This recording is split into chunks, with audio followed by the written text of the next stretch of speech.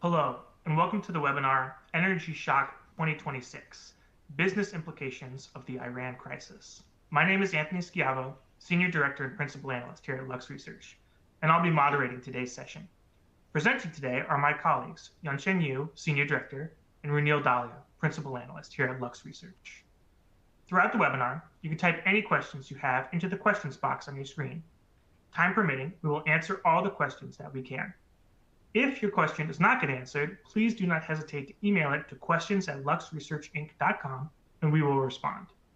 If at any point you experience technical difficulties, such as a frozen screen, simply refresh your browser and check that your internet connection is strong. Now, let's jump into the discussion. Great. Thank you very much, Anthony, and thank you to everyone who's joining us here today on this webinar looking at the impact of the Iran crisis. So quickly going through the agenda, we'll take a look at why the Iran crisis is a tipping point for the global energy system. We'll look at the impact and the changes it will lead to in terms of resiliency and security. And then finally, we'll take a look, an alternate look at the cost of the Iran crisis. But first, what happened? I don't think I need to go into much details about what happened, but on February 28, the war in Iran kicked off. And a major consequence of this war is the closure of the Strait of Hormuz. And that is a key route for the exports of crude oil and natural gas from the Middle East to the rest of the world. Now, the impact of this is shown in the price of fossil resources. And here on this figure, you can see that the price of oil today is hovering at around $100 a barrel. But that is not the first time in recent years where the price of oil was affected by a global crisis, because just 4 years ago, the Russian invasion of Ukraine also led to an even bigger rise in the price of oil. And what these twins events are doing, they're causing many countries and industries around the world to consider the risk premium associated with fossil resources. And that has led to many conversations around how to transition away from these fossil fuels. And that transition is not for decarbonization, but rather for energy security. But it's also not the first time that the world is going through an oil crisis, because back in the 1970s, there were actually two crises.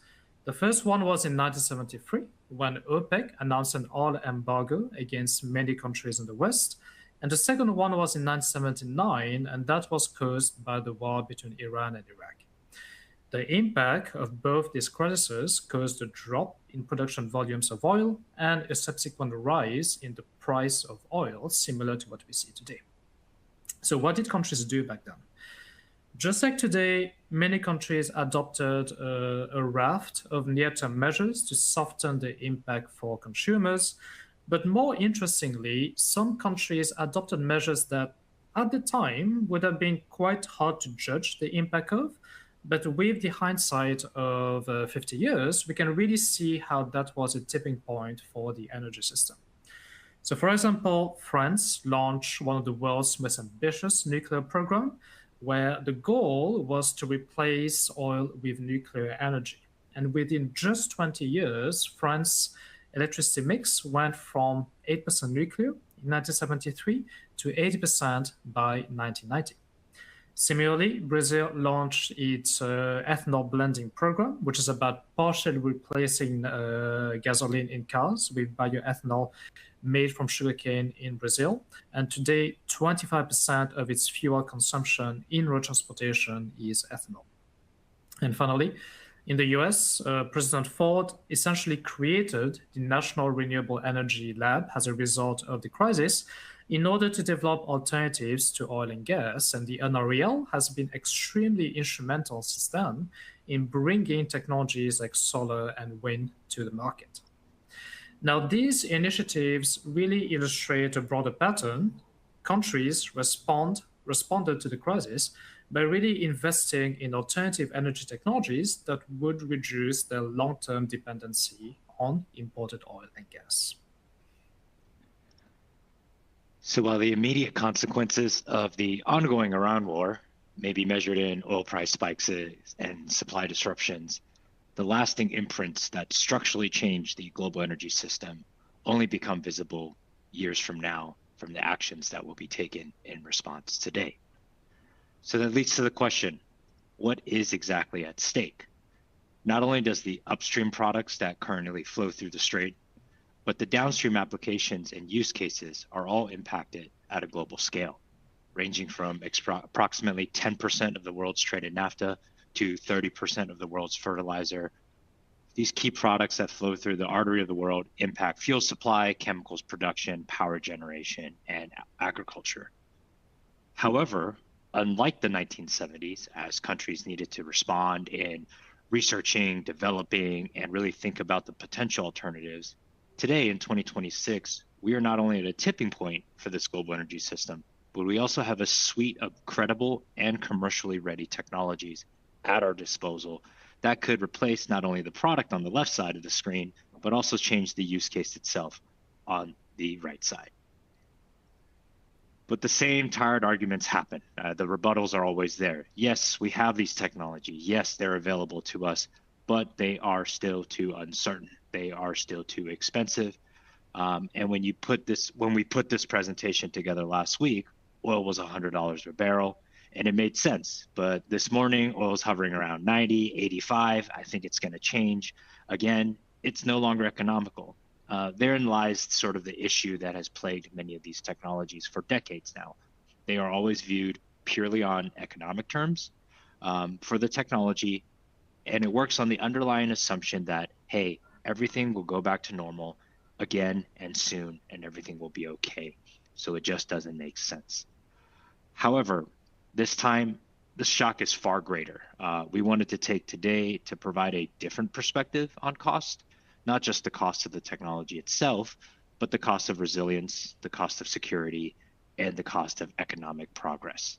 So in the following slides, we're going to highlight some of those alternatives that are commercially available today, how they compare to the current fossil fuel incumbent, but also then take into consideration actions that companies have taken in response to this shock and the quote unquote cost that it's suffering from because of the actions and idleness that it has over the years prior.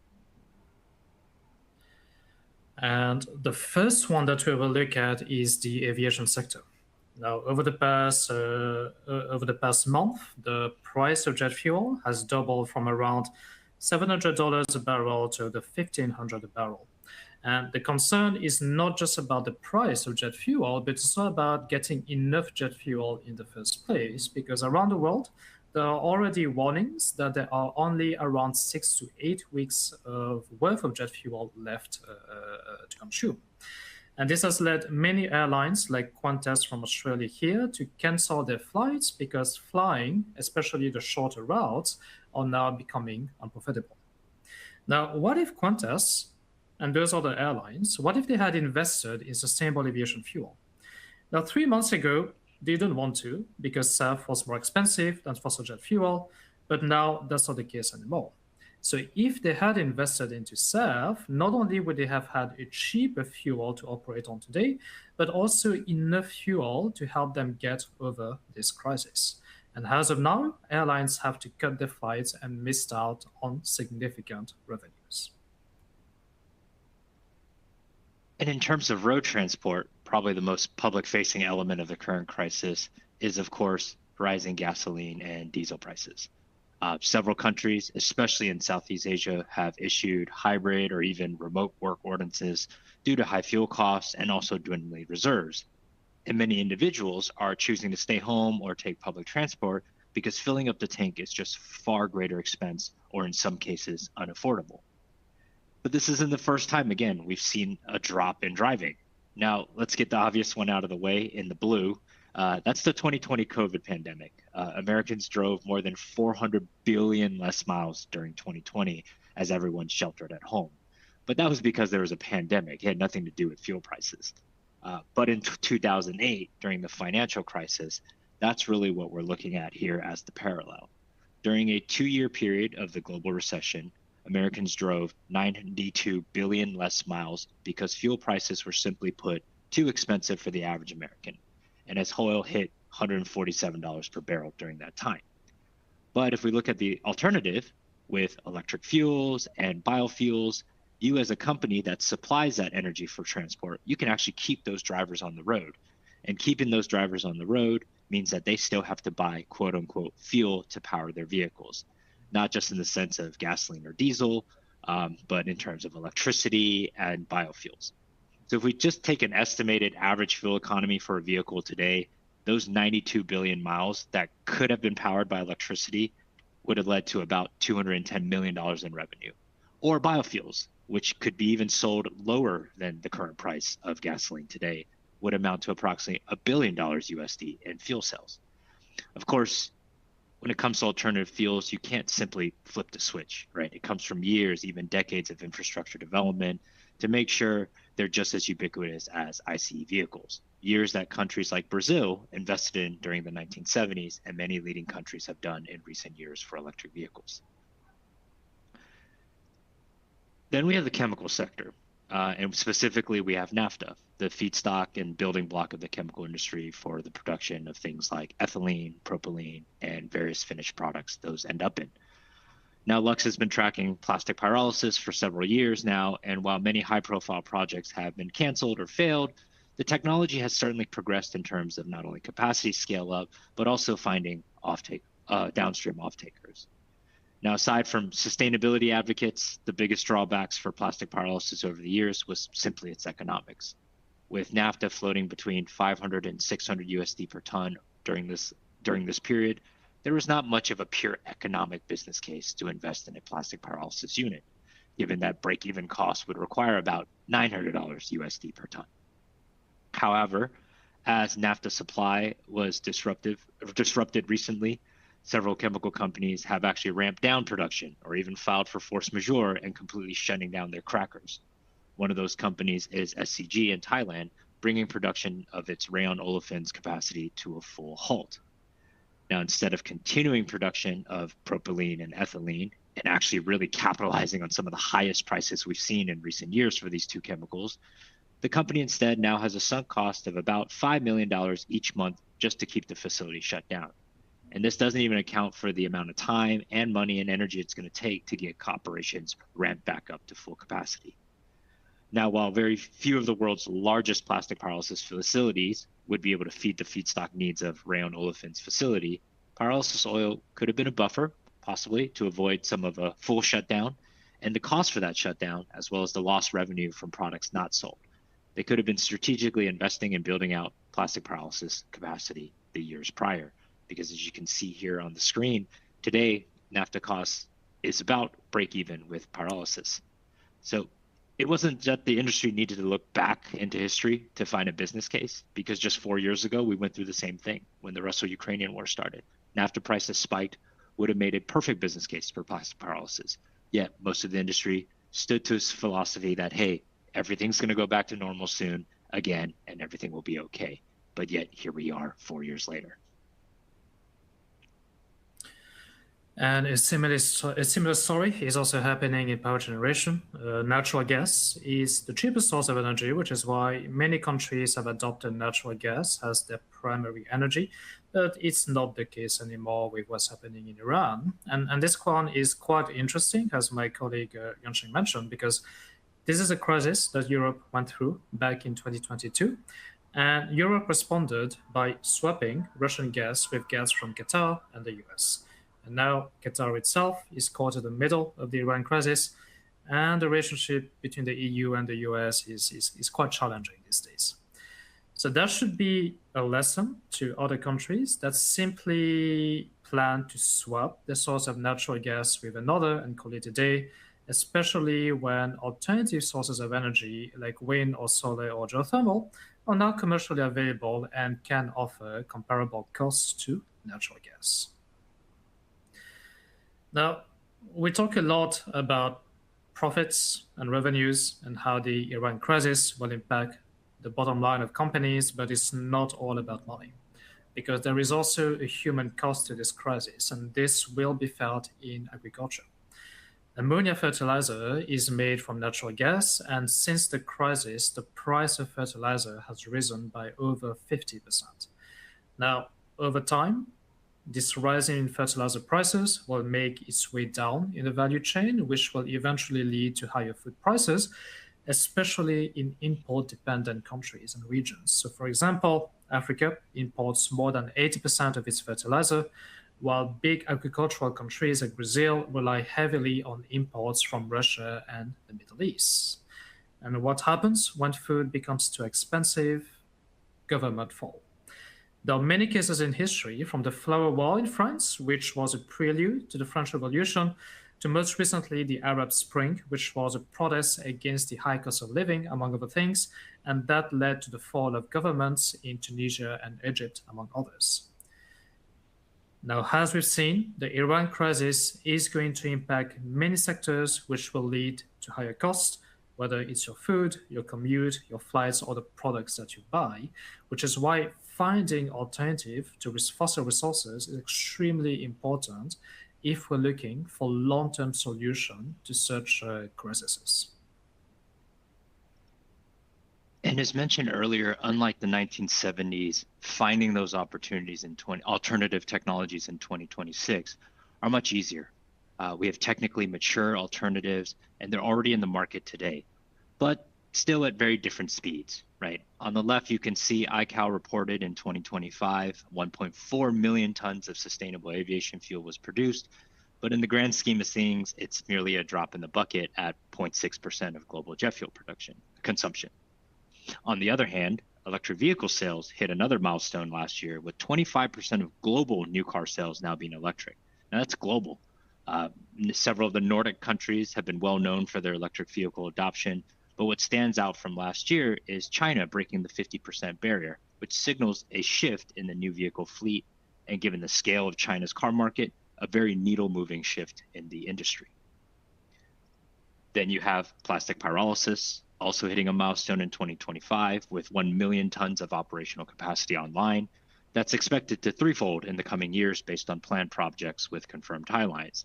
However, despite this, it still equates to just 1% of global naphtha consumption, so not quite enough to replace the 10% that currently flows through the strait. Yet, as Renil alluded to earlier, you have renewable energy for electricity capacity, where in prior years we were really focused on sort of net installed capacity and already saw the tipping point of 50% net new installed capacity driven by renewable energy about a decade ago. Now we are reaching the point where all existing global electricity capacity, renewable energy, is closing in on that 50% mark. So what is this? Aside from decades of a head start in technology development, why are technologies like sustainable aviation fuel less than 1% of the global jet fuel market? Yet electric vehicles now make up 50% of new car sales. Because as we've been driving home the point all year at Lux, technology is just only one piece of that puzzle. Technology only defines one of those 5 factors that we see are critical for scale up and commercial success. Whether it's a product, right? It has to be a well-defined offering. For the technologies we've discussed today, there is a clear one-to-one match to existing products. Technology readiness, we've already covered much of this already, but the technology must be ready to scale. Then you have market organization, a supporting ecosystem must exist, including supply chains, infrastructure, and even regulations. And then, of course, market readiness. There must be a real eager appetite for adoption and buyers. Even the most technically sound innovations don't move without demand. And then lastly, you need production, right? This is the capacity and the manufacturing that facilitates these technologies. They have to be available and aligned to the scale that's required.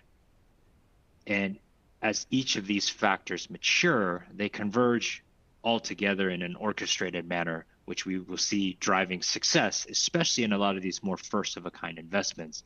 And that success of the first one is key to any future investments down the road, so we can truly see scaling into the mainstream. So in the following slides, we'll look at a few examples of market signals and developments that show the maturation of things like product, market organization, and production. Now, earlier I talked about the impact of the crisis on fertilizer and food prices, but I didn't talk about alternatives to ammonia fertilizer. Well, there are alternatives, and you're looking at one of them here. Pivot Bio is an American startup, and they're developing gene-edited nitrogen-fixing microbes that replace ammonia fertilizer. And the way that it works is that these microbes attach themselves to the roots of the plant and fix atmospheric nitrogen directly to the roots. And in this way, you don't need to apply ammonia fertilizer to the soil. Now, that is the goal of the company, but they're not there yet. They have run over 100 trials and have shown meaningful nitrogen efficiency improvements in the plants without losing crop yields, but they cannot yet fully replace nitrogen fertilizer. However, even a partial replacement of ammonia fertilizer can lead to significant cost reduction for farmers, especially when the price of ammonia is very high as it is today. Now, from a market organization perspective, I think ExxonMobil is a great example. Now, ExxonMobil, despite being an oil and gas major, they're also now one of the world's largest advanced recycling companies. They have the recycling technology, but so do many other companies out there. So what makes ExxonMobil a leader is the fact that they fully control their supply chain. There's no point in building a recycling facility if you don't have anything to recycle, and feedstock logistics and procurement has been a major bottleneck for such projects. Now, ExxonMobil, they overcame that bottleneck by taking a direct stake into Cyclyx, which is a feedstock management company, and it's only after securing enough feedstock that ExxonMobil expanded its recycling capacity. And another one from a production angle, an interesting project to look at within emerging technologies is Air Liquide. Now, I think everyone is now aware of the challenges of the hydrogen economy, and these days we hear a lot more about failed projects and pivots rather than success stories, but there are success stories, and Air Liquide is one of them, or likely to be one of them. Because last year, Air Liquide took financial investment decision on their 200 megawatt electrolysis project, which will cost them around $500 million, and that they will build at the Port of Rotterdam in the Netherlands. And Total Energies, the French oil and gas company, will offtake all the hydrogen and use it in its refineries in Belgium and the Netherlands. Now, success here needs to be defined, needs to be explained, because while Air Liquide has taken FID on this $500 million dollar project, the reality is that much of the cost of that facility will be paid for by subsidies from the Netherlands and the EU. And while Air Liquide has not disclosed how much of their own money they're forking out over this, our own analysis shows that 90% of the total costs will actually be covered by subsidies. So it is a success in the fact that the facility will be built, but it's not one that can be replicated because it's not realistic to build your entire hydrogen project portfolio on such a high level of subsidies. But still, securing a single large industrial off-taker is the right approach for such large-scale hydrogen projects, because a lot of the failed projects that we've seen were the ones that were looking to produce hydrogen, but also sell into industry, power generation, and mobility all at the same time. So we covered technology, we covered product, market organization, and production, as shown in the last examples. You're probably wondering, what about market readiness? What's the signal? What's the weak signal or market signal we should be looking for that would indicate a maturation of market readiness? Well, the whole situation we're in right now is a signal for market readiness. Volatility in prices for fossil fuels, disruptions in supply, impacts on operations and companies, as well as individuals feeling that pinch, increases the market readiness for all of these alternative technologies that we discussed today. So in closing, as we navigate the uncertainty and instability that's around us, what are the few key takeaways that emerge that with a lot more certainty? Number one, it's time to shift the narrative. The major push by industries in the early 2020s around net zero and decarbonization were warranted, but innovation teams have an opportune time now to capitalize on this crisis and shift that narrative that the primary driver behind these alternative technologies is actually security and resilience. not decarbonization or sustainability. Number two, calculate the risk premium of fossil fuels into your business case. Don't merely look at the economics of the technology, but think about the impacts from shutdowns, missed revenues, and supply disruptions. If you dial back your bets now, do you view that as winning a small amount, or do you see it as losing out what could have been if you stayed the course? And lastly, technology enablers and scalers is where you should put your effort. It's not the 1970s anymore. It's no longer about what technologies you need to research and develop. It's about which ones you want to deploy. The suite of technically mature technologies is at your disposal, and you can replace everything that currently flows through the strait. Building the ecosystem that enables it is what's front and center now. So just as my colleague Renew outlined in the 1970s, countries committed to a technologies, committed to a value chain, or committed to innovation, that's happening right now as well. The EU has picked its winner for the aviation sector. It's committing to a technology. It's committing to e-fuels. Now, whether that is the right technology or not is a whole nother question and probably a whole nother webinar, but it's planted its flag and committing to the technology as the future of the sector. China has committed to a new value chain, one built on electrified energy systems, from the renewables that generate power, the batteries that store it, and the electric vehicles that use it. And lastly, many countries are still committing to innovation as they should, because even these alternative technologies, whether it's batteries, electrolyzers, solar, wind, etc., they all face their own supply chain risks as well. Critical minerals are a matter of national security, as supply risk and criticality will limit deployment. It's kind of how like fossil fuels and gas is currently causing troubles. So countries are committing to innovation by developing circularity technologies for recycling platinum group metals, rare earths, as well as committing to innovation by developing complete alternatives that hedge against risk for these critical minerals. So thank you all for joining our webinar, and back over to you, Anthony. All right, thank you to both our presenters here. We will now be taking questions that you may have, and you can type those questions into the question box on your screen. If we do not get to your question on this call, someone from Lux will be in touch after the webinar. And we have a lot of questions. I want to start, there's a few questions related to this theme of maturity that you touched on at the end of this presentation. I'll start with one. The technologies that you shared are mature, but what's on the horizon in terms of new technologies and technology and innovation? Yeah, absolutely. So I think you're correct. For a lot of the technologies we highlighted today were really the ones that are mature, but you still have to commit to innovation, right? So if we use hydrogen as an example, green hydrogen is sort of the mature technology today, but on the horizon is, what about hydrogen 2.0, right? What about the next generation pathways to producing hydrogen?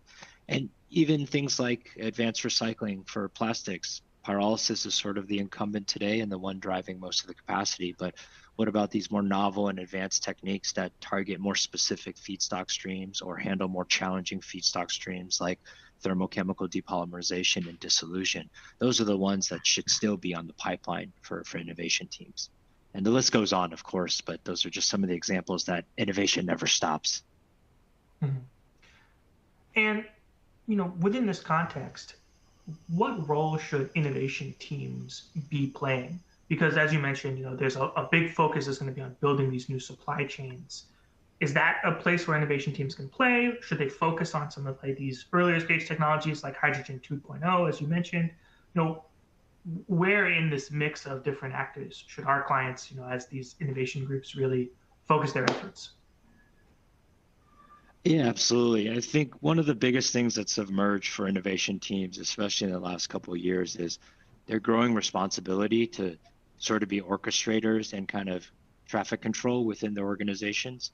Right, on one hand, they're looking out at the horizon, doing open innovation, really kind of early stage exploratory work.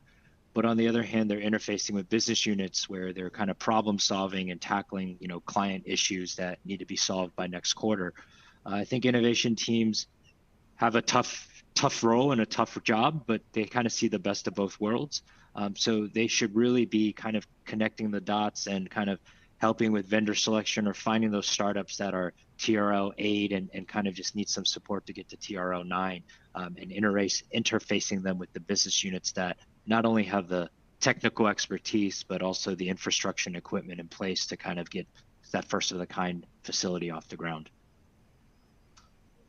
I think Neil, that's just to add to what Yoncheng was saying as well. I think one of the challenge for innovation team is really what drives innovation. For example, in the past, especially in the energy sector, in the past 45 years, it was a lot about the net zero pledges, decarbonization, that drove innovation and caused innovation team to invest in many technologies where the goal was to reduce emissions.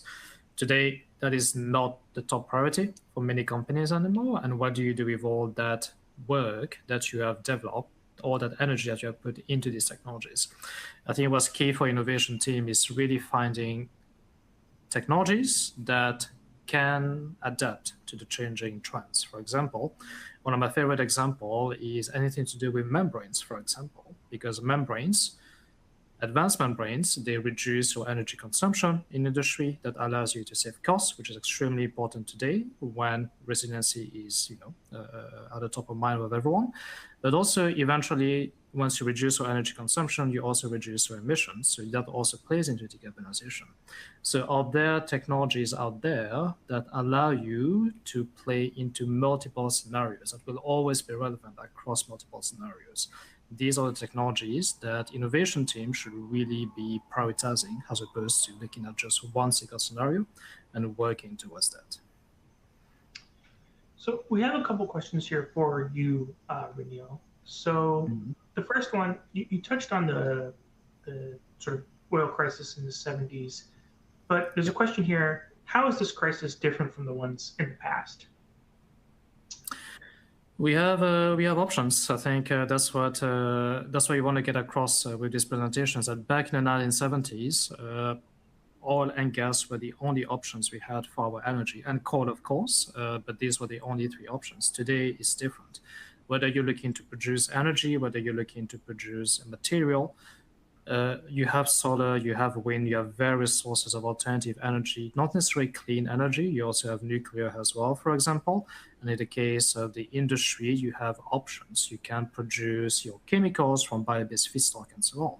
So back in the 1970s, it was, countries going different ways, exploring and so on. Today, of course, we should always explore, we should always do R&D. But today we know what options are likely to win out in the future, because these options have been developed over the past 50 years.